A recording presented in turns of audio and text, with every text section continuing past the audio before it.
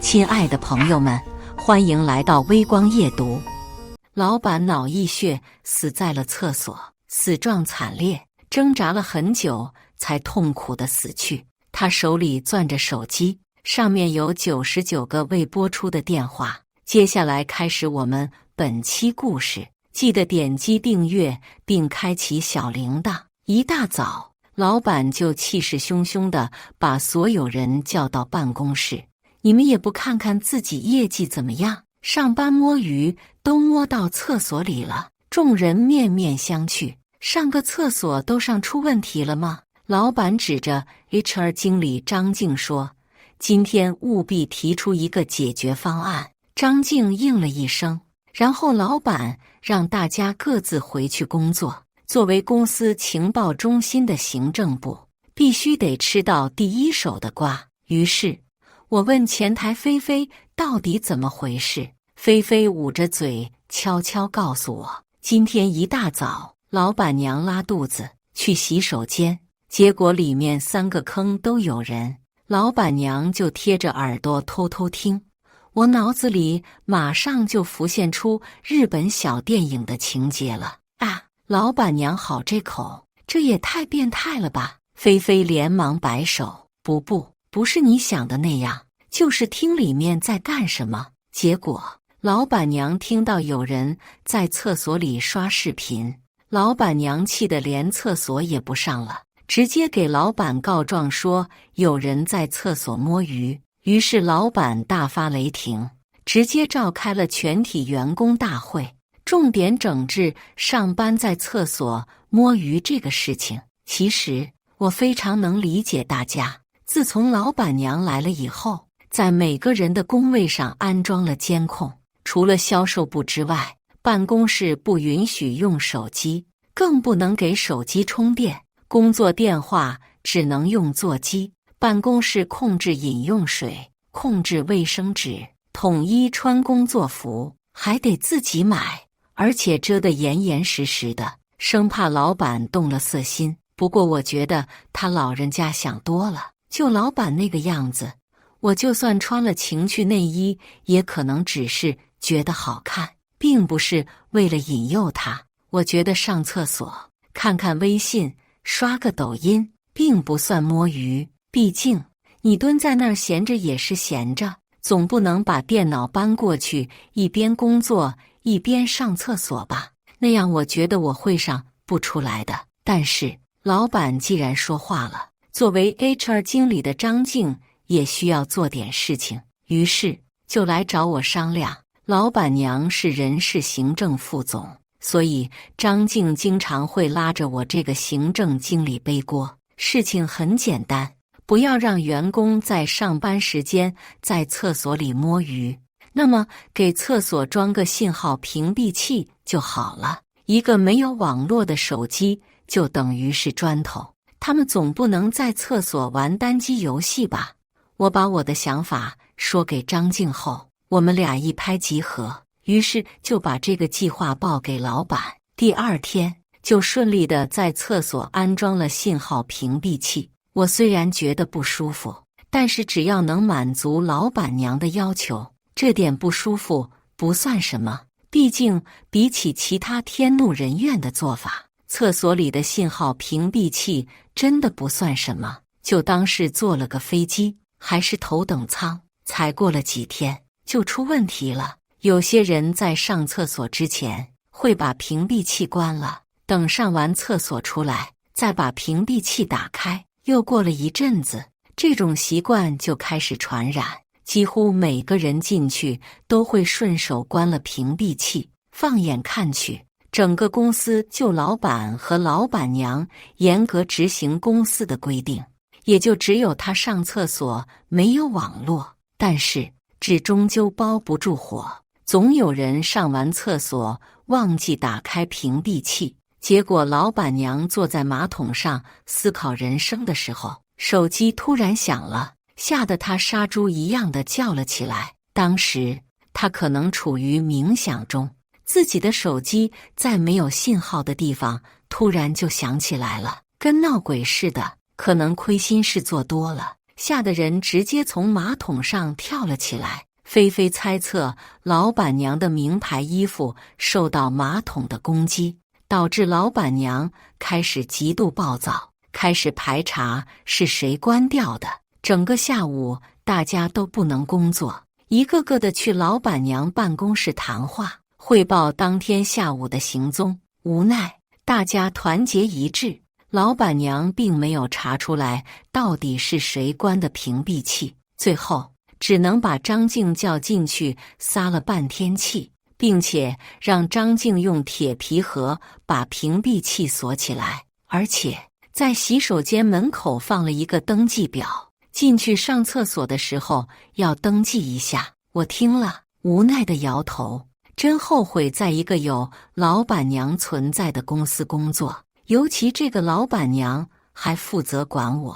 出处湖人民币80可看在。老板娘觉得自己这神之操作，马上就可以杜绝厕所摸鱼，但是她还是不懂视频网站可以缓存这个基本原理，以及可以提前下载好的基本操作。当然，公司里除了老板和老板娘都懂，只是大家都很有默契，都不说。大家在上厕所之前会下载好一部分视频，继续边上厕所边刷视频。同样的，只有老板和老板娘严格遵守这个规章制度，只不过老板娘去厕所的时候不敢带手机了，上次估计吓得够呛，吓出心理阴影了。终于有一天，公司断网的时候，老板娘发现自己的爱奇艺还能继续看视频，然后她突然醒悟了，接着就破防了，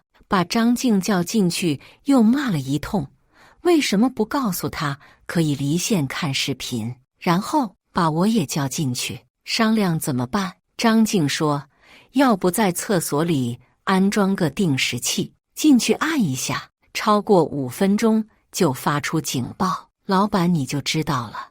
我看张静已经被老板娘整出斯德哥尔摩综合症了，还帮着天天扑他的老板娘说话。于是我没好气地说，干脆按个定时炸弹算了，进去超过5分钟直接爆炸。不过有句话叫茅坑里扔炸弹会激起公愤。老板娘瞪了我一眼，觉得张静说得对，直接让张静开始给厕所安装定时器，每个马桶隔挡上面安一个，上厕所的时候按一下，如果超过5分钟你还没有出来，定时器就会发出警报。过了一会儿，他又说5分钟太久了，就定时3分钟，而且老板娘强调报警声音一定要大，一定要让全体员工都看到是谁在厕所摸鱼。这种做法属实是当众侮辱，当众处刑了。可惜人算不如天算，被当众处刑的是始作俑者。自从安了计时器，大家都开始变得很小心，尽量在规定的时间内解决问题，一切看上去很有效果。整个1个月风平浪静，老板娘对自己的得意之作很满意，作为自己的政绩，在公司全体大会上做了宣传，而且还去外面吹牛，给别人传授如何杜绝上班摸鱼的好方法。可是报应来的也特别快，马上他就变成了整栋楼的笑话。那天张静肚子不舒服，忘了带卫生巾，厕所里信号屏蔽，电话没有办法打通，所以他只能留在厕所，寄希望于有人来上厕所。但是自从安装了定时器，所有人都对上厕所有了排斥，加上老板娘控制饮用水，原来还挺繁忙的厕所居然变得有点安静。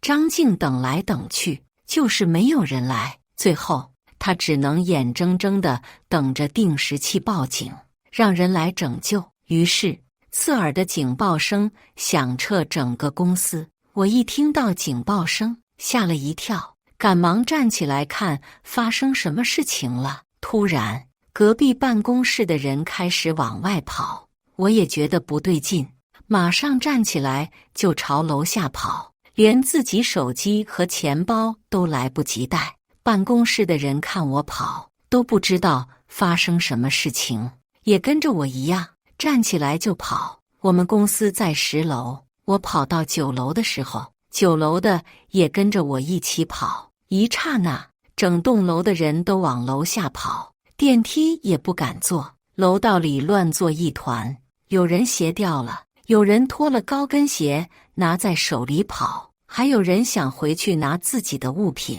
被人流冲到楼道的角落里。更夸张的是，等我跑到大厅，楼里的微型消防站已启动，10分钟左右，3辆消防车呼啸而来，下来10几个消防员。等我们到了大楼安全集合点10几分钟以后，人员负责清点人数，发现张静没在，老板娘也跑到气喘吁吁、头发凌乱地问我怎么回事。我说我也不知道，好像有火灾警报，我看大家跑，我也跟着跑。安全集结点占了整栋楼各个公司，一脸懵逼的人们互相打听到底出了什么事。大约半个小时以后，消防员带着张静下了楼，告诉大家不是火警，是我们的厕所报警器，没有消防问题，大家可以各自回去了。于是众人在各种咒骂声中回到各自的办公室。消防员同志带着张静走到我们公司集结点，张静耷拉着脑袋指着老板娘。消防员过来对老板娘说：“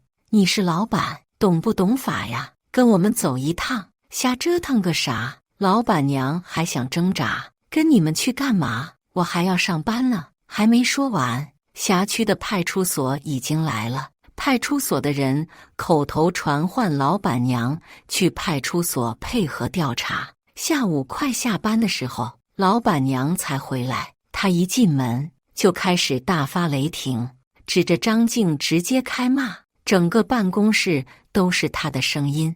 为什么警报声那么大？你想吓死大家吗？张静觉得自己委屈，搞出这么大的事情，压着声音说：“李总，你不是说要声音大一点，全部员工能听见吗？”老板娘被噎得够呛，指着他继续说：“你猪脑子啊！”但是又不知道该说什么，毕竟的确是他自己要求的。最后醒悟过来了，问题的关键在于张静违反上厕所的时长规定。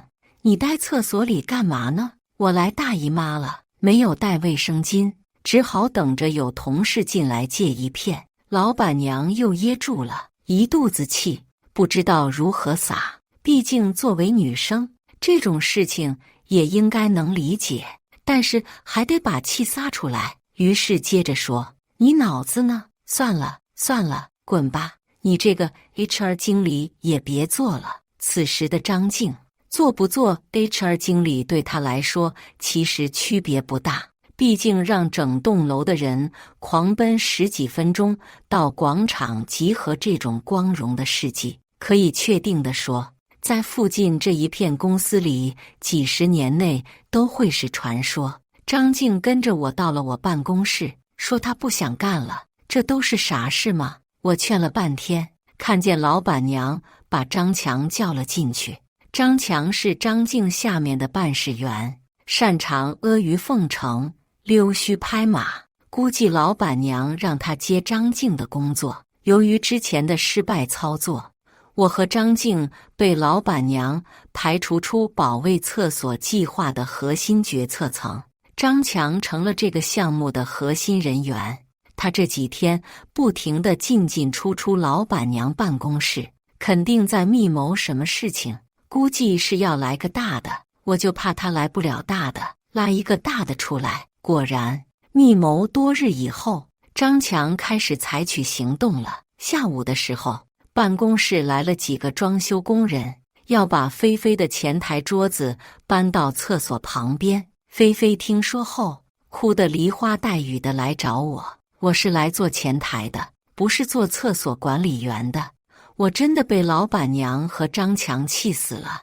我觉得老板娘对厕所摸鱼这个事情，从消防警报以后已经变得非常偏执，已经魔怔了。似乎每天唯一的事情就是怎么解决厕所摸鱼的问题。真实的情况是，大家此时已经并不去厕所摸鱼了，都知道老板娘已经进入疯癫状态，万一撞枪口上，肯定会被拿来杀鸡儆猴。张强也是没脑子，而且缺德，给老板娘支了一个最原始的招数：人盯人，让菲菲搬到厕所旁边，负责记录上厕所的人以及时间。这个孙子为什么自己不去盯？作为老员工以及菲菲的领导，看着他哭得停不下来，我就找到老板娘：李总，菲菲有自己的工作，要不然我们再招一个厕所管理员。老板娘一听要招人，肯定得花钱，直接摇头：不行，她只要盯着进出的人做记录就行，不需要她自己记录，不用花她的时间。他这么一说，我知道劝说是没有用的。他认定了的事情，你要是不去做，他会觉得你故意陷害他。要想让他听你说的，必须得按照他的思路往下说。于是面露担忧的神色。菲菲是个老好人，而且年轻，在公司说话没有分量。我担心别人不登记，他也不好意思说。这样下来，他在那儿说不定变成包庇别人厕所摸鱼的帮凶了呢。老板娘一听，觉得颇有道理。我趁热打铁，人事部的张强，我觉得挺好的，做事情讲规则，又对公司忠心耿耿。老板娘也觉得对，点了点头说：就是，张强这个小伙子不错，又聪明又肯干，这个主意就他想出来的。你把他叫进来，我这就让他搬过去。当我跟菲菲看着张强耷拉着脑袋从老板娘办公室出来的时候，我们差点笑得趴到桌子下面。这就是自作自受。张强变成所长以后，不停地想办法回到原来的岗位。我无聊的时候就去上厕所，登记的时候还能跟所长聊会儿天。张强本来想着老板娘重用他，不过也的确重用了，毕竟老板娘此时最重要的工作就是盯着厕所。不过这小子脑子也的确好用，几个礼拜以后，还真的被他想出来一个好办法。正所谓一计不成害了自己，于是又来一计。他跟老板娘抱怨自己有的时候要出去办事，毕竟他的本职工作是跑社保，而且中午他出去吃饭的时候可能会有人不登记。他干脆设计了一个自动监视系统，他在每个厕所门口安装了一个锁，员工用工牌可以刷开，员工刷工牌的时候，系统就自动记录了姓名、时间等这些信息。他又在老板娘办公室安装了一个90英寸的大屏幕，上面有每个坑位的开锁时间以及持续时间。员工用工牌刷锁，屏幕上就会显示1号坑某某某使用厕所中，已使用若干分钟，而且设置了自动弹窗，超过时间，老板娘就会收到弹窗提醒。我真的怀疑，如果不是违法，老板娘可能都会在厕所里安装监控了，实时监控上厕所的整个过程，盯着大家上厕所的各个步骤，员工有没有偷懒，比如解皮带20秒，脱裤子30秒，如果超时会提醒你脱裤子姿势不对。安装完成以后，张强兴高采烈地帮助来安装的工人一起调试，自己进去厕所掐表，和老板娘大屏幕上对照，故意超时几次，让老板娘收到弹窗。而且更绝的是，所有的信息都会传到老板娘手机上，以便她可以实时监控。我气得看见张强就想扇他，恰好他过来说让我也去试一下。张所长，你喜欢玩，你自己玩去，我没时间。张强说，女厕所还没有调试好啊，你帮一下忙呗。老板娘听到以后，亲自出马，自己去看看女厕所的系统是否正常。我实在忍受不了这种带着侮辱性的措施，我觉得需要找老板好好谈谈。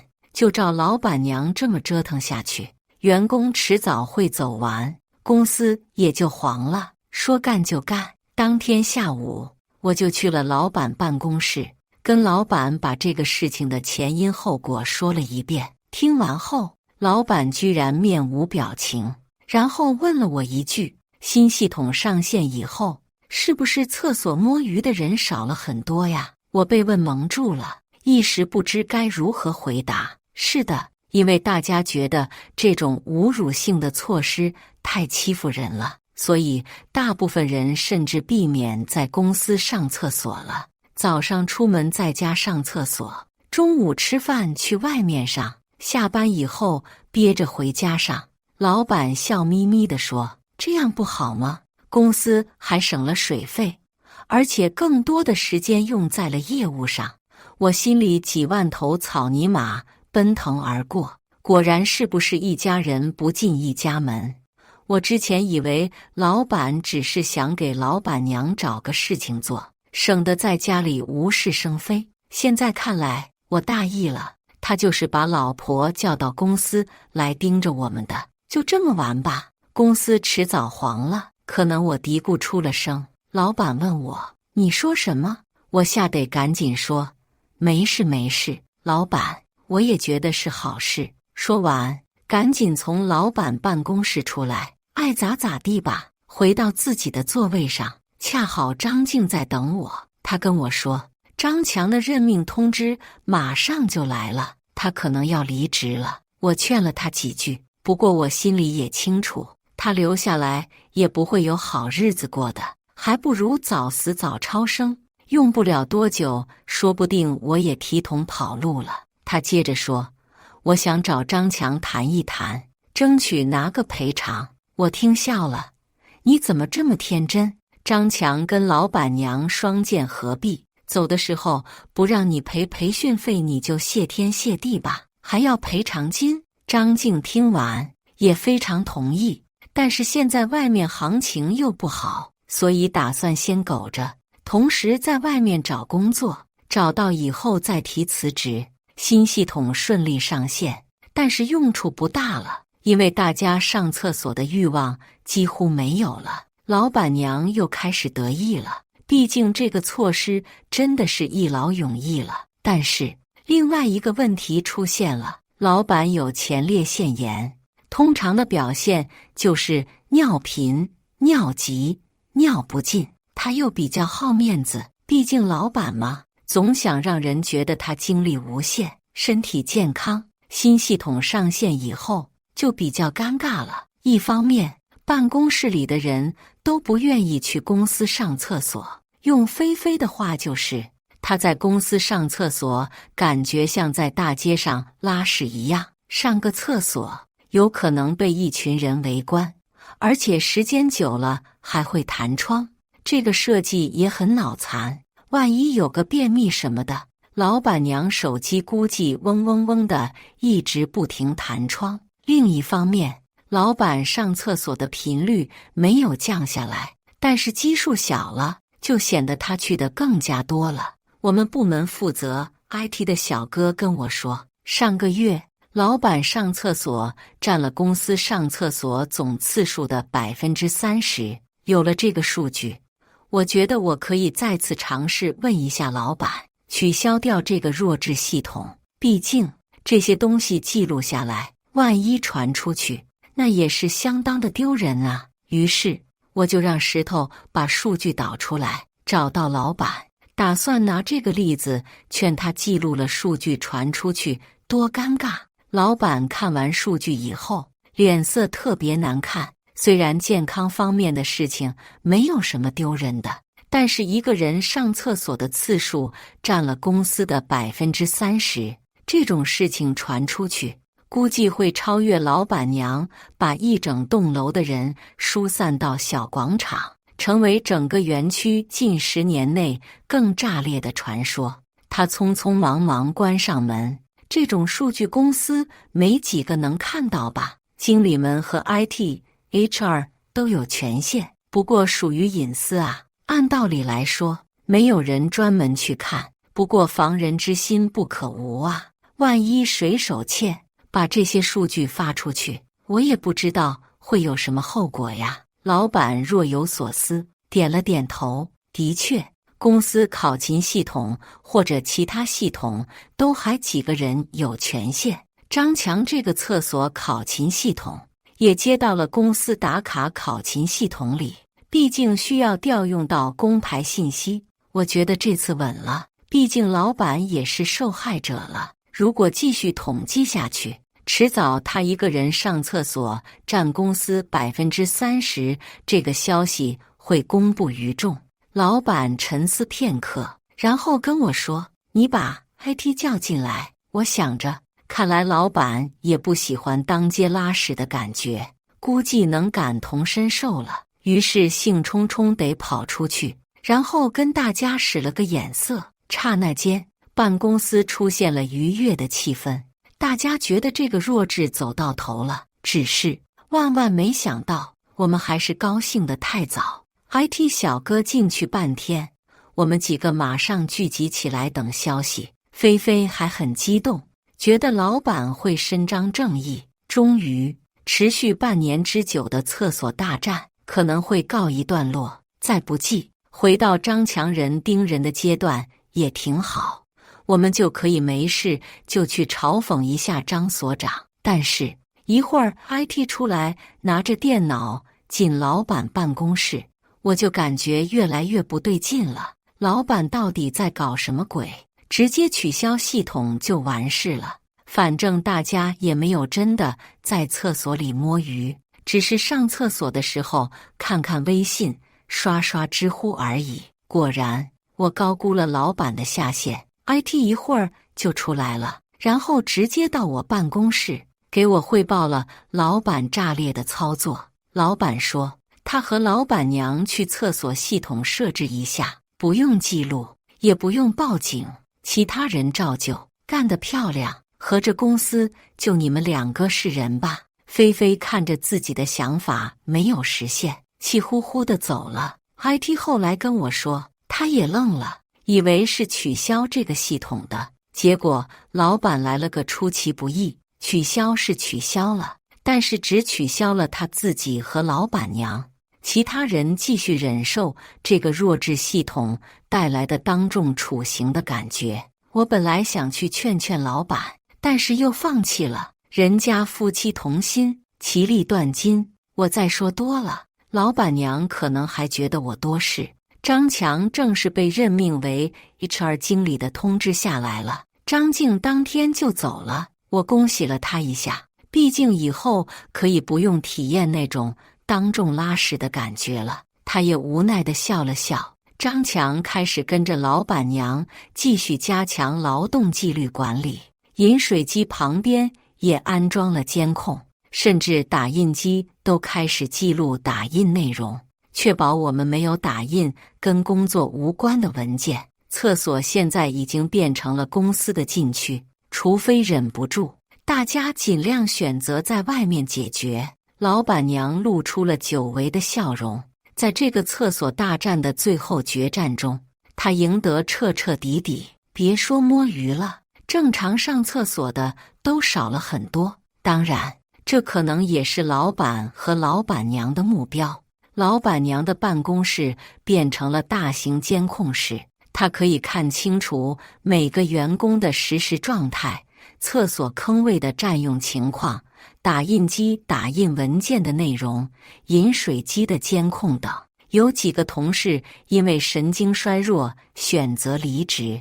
这种到处装摄像头、严格控制你的每个动作的事情，心理状态不够坚强的话，迟早出问题。我也找过老板娘和 HR 经理张强，告诉他们，这样下去我们的人员流动率会提高。张强直接反驳了我，现在这个世界最不缺的就是廉价大学生。你不愿意做，明天就有人取代你。老板娘也随声附和，就是外面招人太容易了，把我整了个大无语。合着我们培训了几年的员工像抽纸一样，用完就扔。看着老板娘和张强的嘴脸，我最终也没有再做争吵，默默地回到了自己的办公室。但是苍天饶过谁，做的缺德事，报应迟早会来的。吃完午饭回来，发现楼底下停了几辆警车和一辆救护车。我还开玩笑，难道是我们吃饭时间就久了，老板娘叫来警察抓我们的吗？菲菲笑着说，不会的，我手机上有闹钟，会提前5分钟报警，够我们回去。话音未落，菲菲手机上的闹钟就响起来了。我们比平时还是要慢了一点，最主要的原因是刚才上厕所多花了点时间，导致我们需要尽快赶回去。毕竟公司每天打4次卡，上下班、中午吃饭前后，一次不打或者迟到就会扣100块，这些只是常规操作。等到了公司，发现警察和医生居然在我们办公室。医生摇了摇头，说是已经死了1个小时了。老板娘坐在地上嚎啕大哭，一会儿就哭晕了。张强在旁边安慰老板娘，我赶紧钻进办公室，大概打听了一下到底发生了什么事情。原来老板死在了厕所里，脑溢血，但是死状惨烈，所以才叫来警察叔叔看看是不是有他杀的嫌疑。警察忙了一下午也没有什么发现，人已经被抬走，盖着白布抬走的。菲菲吓得瑟瑟发抖，她自己带饭，所以一直在办公室。也就是说，她和老板的尸体在办公室待了1中午。张强吃完饭回来上厕所的时候，才发现老板，但是已经太晚了，老板已经凉了。然后张强被吓傻了，120、122都播了一遍。过了1个礼拜，调查结束，所有的真相浮出水面，老板就是在厕所意外身亡。当天中午，老板打算吃饭之前去一趟厕所，上厕所的时候突发脑溢血，摔倒在了地上，想大声求救，但是发不出来声音，于是拿出电话想打电话，但是厕所里安装了信号屏蔽器。警察查了老板的手机，99个未拨出电话，而且老板尝试着爬过去关掉信号屏蔽器，但是被老板娘的铁箱子锁起来，指甲都抠掉了，也没能打开铁箱子的锁，最后倒在信号屏蔽器附近。本来老板还有救，如果是其他员工在厕所久了，老板娘的监控系统可以弹窗。无奈老板不想让别人知道他前列腺有问题，导致一个人上了公司30%的厕所，所以利用特权，在系统里取消了关于他的警报和弹窗。于是他一个人在厕所里挣扎了半个多小时，直到最后都没有人发现。我不确定他死的时候是否后悔过，但是我确定他死的时候很绝望。老板娘这几天哭得撕心裂肺，但是她也怪不了别人，整个事件的始作俑者就是她自己。她觉得自己赢了。过了半年，公司经营不善，关门大吉，但是已经跟我没关系。老板挂了的第2天，我就离开了这家公司。感谢大家的观看，本期故事精彩吗？欢迎大家在下方评论区吐槽。如果你喜欢这类故事，记得点击订阅微光夜读，并分享给更多的人，这会对我帮助很大。再次感谢大家的观看。